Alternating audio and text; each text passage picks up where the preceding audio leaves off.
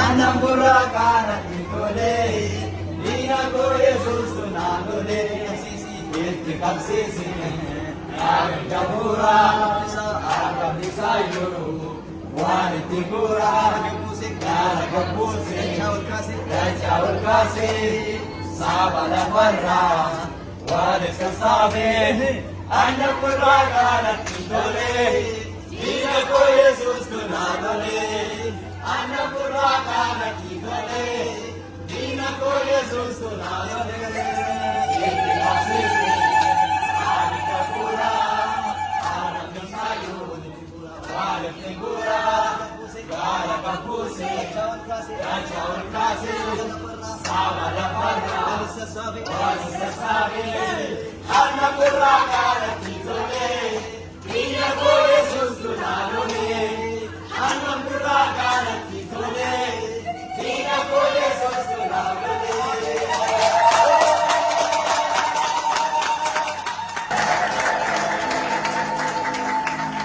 Abba bara si galateeffannaa galanni ulfinni guddaan siif haa ta'u. Abbaa bara ati hin duutu, ati hin dulloomtu, ati hin geeddaramtu, ati dhufee darbu hundumtu iddoo keetti si buutu, ati inni turte, ati inni jirtu, ati inni bara baraan dabartee jiraatu jiraataadha galanni siif haa ta'u. Galanni ulfinni teessoo keessa qulqulluu irratti si duwwaadhaaf haa ta'u. Galanni ulfinni kabajni guddaan teessoo irratti si duwwaadhaaf haa ta'u. Galanni ulfinni kabajni guddaan teessoo irratti si duwwaadhaaf haa ta'u. Galanni ulfinni kabajni guddaan si duwwaadhaaf haa ta'u. Galanni ulfinni kabajni guddaan si duwwaadhaaf haa ta'u. Guyyaa har'aarraa kaasee akkuma sagaleen kee jedhu gara biyya lafaa hundumaa dhagaa, uumama hundumaatti wangeela lallabaa. Maqaa Abbaa kan Ilmaa kan Hafuura Qulqulluuttis immoo isaan cuumuudhaan namoota hundumaa bartoota koo taasisaa akkuma ati jette kuna waldaa kiristaanaa ati gargaarsa baay'isnaafiin ati wajjin taanaan yaa Waaqayyo humna taateefiinnaan warra adaraa fudhatte barsiistee isatti jette abboommii keessa raawwatteetti waldaa kana waan gargaarteef si galateeffanna galanni siif haa ta'u.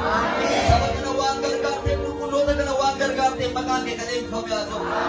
Guyyaa har'aa saba qaama waldaa kiristaanaa ta'an kana elaa fuula saba keenya dhaabattee fuula keenya dhaabattee eebbiseera barri isaanii jireenyi isaanii maqaa Abbaa kan Ilmaa kan Hafuura Qulqulluu sana Waaqayyo tokkootiin kan eebbifame haa ta'u. As keessa ilmaan abaarsaa tokkoyyuu hin jiraatin. As keessa ilmaan badiisaa tokkoyyuu hin jiraatin. Bishaan keessatti lixanii gaafa ba'an ati nuuf duutee du'aa ka'uu kee deebitees dhufuu kee fayyina isaanii of irratti labsaa akkuma mirkaneessan guyyaa har'aa kaasee gaafa sana gaafa ati uumamte samiin baname gubbaarraa sagaleetu dubbatame hafuura keetu dhufeerra qubate guyyaa har'aa guyyaa hafuura keetiin wal baran isaaniif haa ta'u. Guyyaa har'aa kaasee maqaa Yesuusin hafuura qulqulluudhaan geggeeffama. Maqaa Gooftaa maqaa Yesuusin hafuura Waaqayyoo isa qulqulluudhaan geggeeffama. Hamaan jireenya keessan hin argin. Guyyaa har'aa kaasee amma bara baraatti warra fuula hoolichaa dura hin deebi'u sana taasisu. Ayyaana Waaqayyootiin eebbifama. Ta'uuf galuun keessan kan eebbifame haa ta'u. Maqaa Gooftaa maqaa Yesuus Kiristoosiin ameen.